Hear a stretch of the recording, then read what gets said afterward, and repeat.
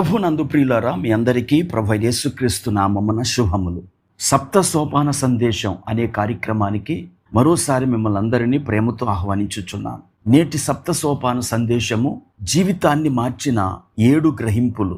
ప్రియులారా, గ్రహింపు రియలైజేషన్ అనేది మన జీవితాన్ని మారుస్తుంది. మనం ఏదైనా ఒక ఆహార పదార్థాన్ని తినిన తర్వాత మన శరీరములో ఎలర్జీ లాంటి ఏదైనా ఒక అసౌకర్యాన్ని మనం గమనించినప్పుడు అది ఆ ఆహార పదార్థం వల్ల కలిగినదనే గ్రహింపు మనము పొందినప్పుడు ఆ ఆహార పదార్థాన్ని అవాయిడ్ చేస్తాం. మన ఆధ్యాత్మిక జీవితంలో కూడా గ్రహింపు మన జీవితాన్ని మార్చటానికి దోహదపడుతుంది. బైబిల్ గ్రంథంలో కొంతమంది వ్యక్తులు సరి అయిన టైంలో సరి అయిన గ్రహింపు వల్ల వారి జీవితాలను మార్చుకున్నారు. మొదటిగా ఒక తల్లిదండ్రుల గ్రహింపు. లూకా రాసిన సువార్త 2వ అధ్యాయము 43 నుండి 45 వచనాల్లో యేసుకు 12 సంవత్సరాల వయసు ఉన్నప్పుడు యేసు ప్రభు తల్లిదండ్రులు యేసు బాలుని తీసుకొని పస్కా పండుగను ఆచరించడానికి నజరేతు నుండి యెరూషలేమునకు వెళ్ళారు. వారక్కడ ఆ పండుగను ఆచరించాక తిరిగి వస్తూ ఒక దిన ప్రయాణము నడిచాక వారికి ఒక గ్రహింపు వచ్చినది. అదేమిటంటే యేసు వారితో లేడు అని. వెంటనే వారు మరలా యెరూషలేమునకు వెళ్ళి దేవాలయంలో యేసును కనుగొని తిరిగి తమ గ్రామానికి వెళ్ళారు. ఒక గ్రహింపు మన జీవితంలో లేని వాటిని వెతకటానికై మనలను ఆయత్తపరుస్తుంది. రెండవదిగా ఒక కుమారుని గ్రహింపు. లూకా రాసిన సువార్త 15వ అధ్యాయము 17 నుండి 20 వచనాలలో ఒక కుమారుడు తన తండ్రి యొద్ద నుండి తనకు వచ్చే ఆస్తిని సమకూర్చుకొని దూరదేశానికి వెళ్ళి అక్కడ పాడైపోయిన ఉదంతాన్ని మనం చూస్తాం. అక్కడ అతడు సమస్తమును పోగొట్టుకున్న తర్వాత ఆర్థిక ఇబ్బందులు ఎదుర్కొన్నప్పుడు అతనిలో గ్రహింపు వచ్చింది. నేను నా తండ్రి దగ్గరికి వెళ్తే కడుపు నిండా అన్నం తినగలను, హాయిగా బ్రతకగలను అనే నిశ్చయతకు వచ్చాడు. వెంటనే అతడు ఆ పందుల సహవాసాన్ని, ఆ స్నేహితులను వదిలిపెట్టి తండ్రి దగ్గరకు వచ్చాడు. కుమారత్వాన్ని పొంది తన జీవితాన్ని బాగు చేసుకున్నాడు. గనుక పాపమును గూర్చిన ఒక గ్రహింపు, దేవునికి దూరమైన గ్రహింపు మనము కలిగి ఉన్నప్పుడు దేవుని దగ్గరికి రాగలం. మూడవదిగా అన్నదమ్ముల గ్రహింపు. ఆదికాండము 42వ అధ్యాయం 21వ వచనంలో యోసేపు అన్నలు ఐగుప్తు చెరసాలలో ఒక గ్రహింపునకు వచ్చారు. ఆ గ్రహింపుతో వారు ఒకరితోనొకరు ఇలాగు మాట్లాడుకుంటున్నారు. నిశ్చయముగా మన సహోదరుని ఎడల మనము చేసిన అపరాధమునకు శిక్ష పొందుచున్నాము. అతడు మనలను బతిమాలుకొనినప్పుడు మనం అతని వేదన చూచియూ వినకపోతిమి. అందువలన ఈ వేదన మనకు వచ్చెనని ఒకనితో ఒకడు మాట్లాడుకొనిరి. ప్రియులారా, సుమారు 15 సంవత్సరాల క్రితం తమ తమ్ముడు విషయంలో వారు అన్యాయం చేశారు. అతన్ని దిగంబరుని చేసి ఇష్మాయేలీలకు అమ్మేశారు. ఆ టైంలో యోసేపు ఎంతో బతిమాలాడట. కానీ వారు తమ్ముడి పట్ల కఠినంగా వ్యవహరించారు. గనుకనే ఇప్పుడు ఐగుప్తులో ఈ బాధ వచ్చిందనే గ్రహింపు వారికి వచ్చింది. ఆ గ్రహింపుతో వారు పశ్చాత్తాపపడుతున్నారు. ఆ మాటలు వినిన యోసేపు అన్నలపై జాలి చూపాడు.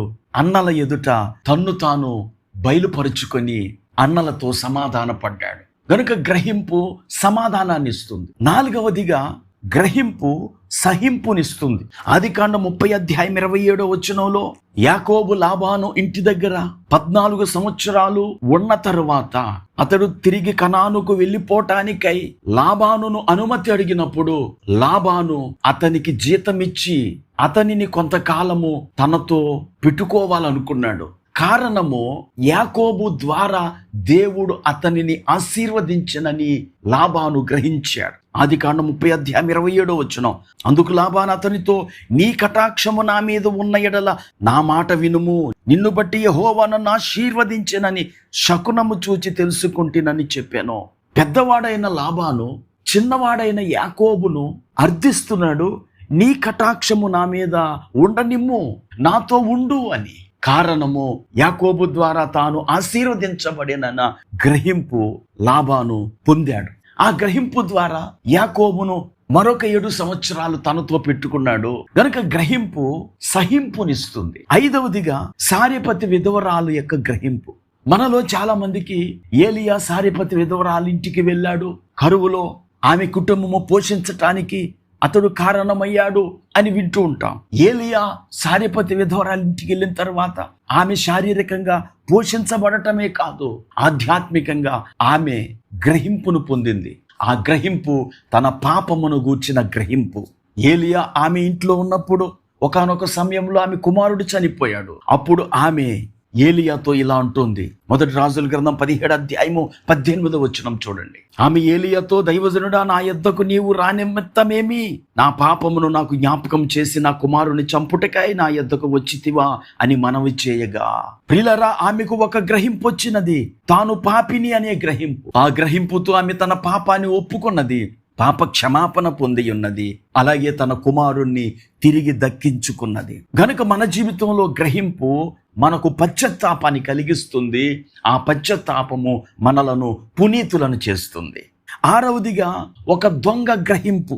యేసు ప్రభువుకి ఇరువైపులా ఇద్దరు దొంగలు సిలువ వేయబడిన విషయం మనకు తెలుసు. ఆ దొంగలిద్దరూ సిలువలో వేలాడుతున్న యేసు యొక్క ప్రవర్తనను చూచి ఆ ఇద్దరిలో ఒకరికి గ్రహింపు వచ్చింది. లూకా రాసిన సువార్త 23:41 మనకైతే ఇది న్యాయమే, మనము చేసిన వాటికి తగిన ఫలము పొందుచున్నాము, గాని ఈయన ఏ తప్పిదమును చేయలేదని చెప్పి తాను చేసిన పాపానికి శిక్ష అనుభవిస్తున్నట్టుగా అతడు గ్రహించాడు.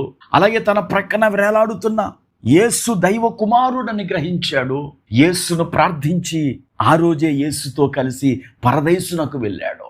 ఈ మాటలు వింటున్న ప్రియ స్నేహితుడా, యేసు రక్షకుడని నువ్వు గ్రహించు.